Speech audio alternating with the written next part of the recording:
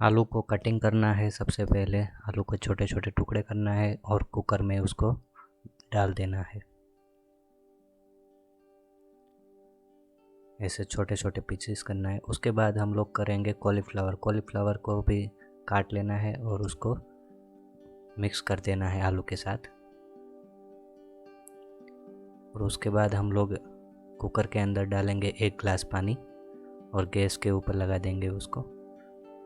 और साथ ही में हम लोग रख देंगे टमाटर, उसको भी उबालने के लिए साथ में रख देना है और ढक देना है। और ये देखो दोस्तों, हमारी सीटी हो रही है। सीटी होने के बाद जो भी पानी था वो हम लोगों ने इसमें मिक्स कर दिया है। और अब हम लोग इसको क्या करेंगे, एक ग्रेवी सा बना देंगे इसको। देखो ये ग्रेवी सा हो गया है। अब जो हमारा ये टमाटर था उसको भी हम लोग ब्लेंड कर देंगे, ग्रेवी कर देंगे। ब्लेंडर से हम लोग ग्रेवी कर रहे हैं टमाटर की, ताकि ये पकने में आसानी हो जाए। सबसे पहले हम लोग इंग्रेडिएंट्स ले लेंगे। प्याज है, नींबू है, अदरक है, मिर्च है। सारे इंग्रेडिएंट्स इकट्ठा करने के बाद हमने तेल ले लिया है, उसमें प्याज डालना है। 4 से 5 प्याज कटिंग करके डालना है, चॉप करके।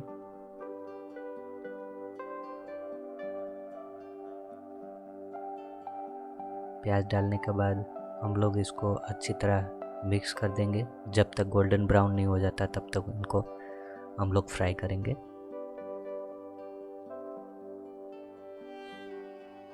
कवर कर देना है 2 मिनट के लिए। सारे मसाले डालेंगे। ये जीरा डाल रहे हैं, तकरीबन 4 चम्मच जीरा डालना है। उसके बाद डालेंगे हम लोग मिर्च, हरा लाल मिर्च डालेंगे 1 चम्मच, 2 चम्मच, 3 चम्मच और 4 चम्मच। अब इसको अच्छी तरह मिक्स कर लेंगे जब तक हमारे मसाले और प्याज और इंग्रेडिएंट्स डालेंगे। शिमला मिर्च डाली है हम लोगों ने, कोबिस डाला हुआ है। शिमला मिर्च और कोबिस ये साथ ही में डाल देना है और इसको भी अच्छी तरह मिक्स कर लेंगे।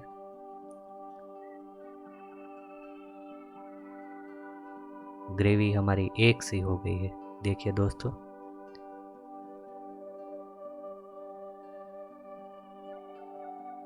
अब हम इसको नमक डालेंगे इसके अंदर। नमक आप अपने स्वाद के अनुसार डाल सकते हैं। नमक डालने के बाद हम लोग इसको भी अच्छी तरह मिक्स कर लेंगे। अब मिक्स करने के बाद हम लोग इसको वापस से कवर कर देंगे 1 मिनट के लिए। 1 मिनट के बाद देखिए आप, हमारा पूरा जो तेल था, ऑयल था, वो ऊपर आ गया है। मतलब जो भी अपना हमारा इंग्रेडिएंट्स था और मसाले थे वो पक चुके हैं। तो अब इसके अंदर हम लोग क्या करेंगे, जो प्योरी बनाई थी टमाटर की वो ऐड करेंगे। टमाटर की प्योरी ऐड हो चुकी है हमारी। इसको अच्छी तरह मिक्स कर देना है। अच्छी तरह मिक्स करेंगे और इसको जब तक पकाएंगे, जब बुलबुले इसके अंदर से बाहर नहीं आ जाते तब तक इसको पकाना है। इसका मतलब ये रहेगा कि अब हमारा जो ऑयल है वो छूटा हो रहा है। थोड़ा सा पानी डाल देंगे ताकि मसाला हमारा अच्छी तरह से भून जाए। गैस को तेज कर देना है। देखिए दोस्तों, कलर एक सा आ गया है, एकदम लाल हमारी पाव भाजी दिख रही है। पाव भाजी बनाने का इससे सबसे अच्छा और सबसे फास्ट तरीका कोई नहीं हो सकता।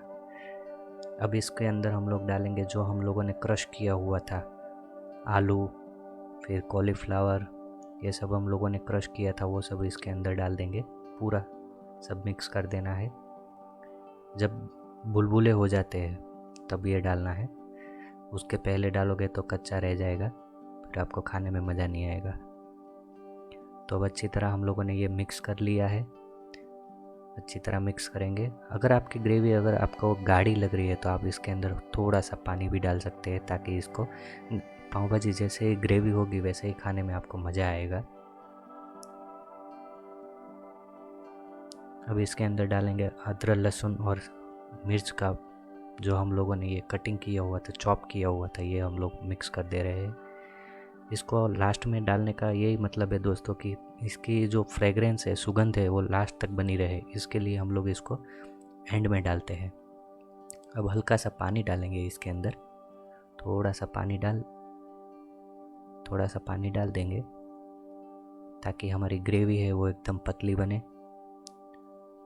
अब इसके अंदर क्रश करके हम लोग अदरक डाल रहे हैं। अगर आपको ज़्यादा अदरक पसंद है तो आप ज़्यादा भी डाल सकते हैं। ठंडी का मौसम है तो आप ज़्यादा ही यूज़ कर सकते हैं कोई, और वैसे भी सेहत के लिए अच्छा रहता है अदरक क्रश करने के बाद हम लोग डालेंगे इसके अंदर नींबू। एक ही नींबू डालना है, ज़्यादा नहीं डालना है। फिर अगर आप अपने स्वाद के अनुसार आधा भी डालना चाहे तो आप आधा भी डाल सकते हैं। अब इसके अदरक डालने के बाद हम इसको अच्छी तरह मिक्स कर लेंगे,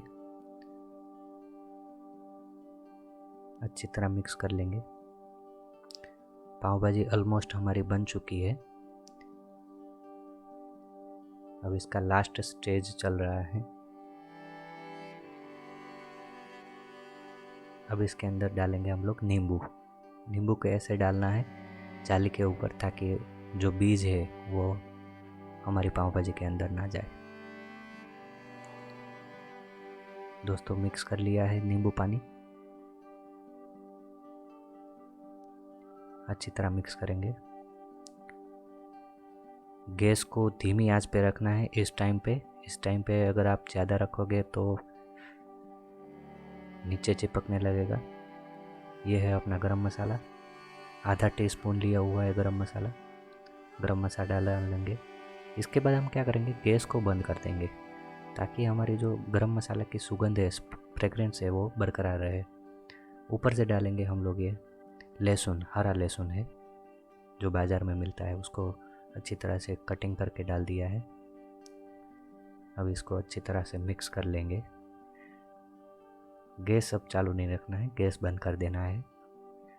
अगर इस टाइम पे आपको अपनी ग्रेवी अगर ज़्यादा ही पतली लग रही है तो 1 मिनट के लिए आप बंद करके इसको उबाल भी सकते हैं, और अगर नहीं है तो फिर ऐसे ही ठीक है। देखिए हमारी पाव भाजी एकदम मस्त बन चुकी है, एकदम यमी बन चुकी है।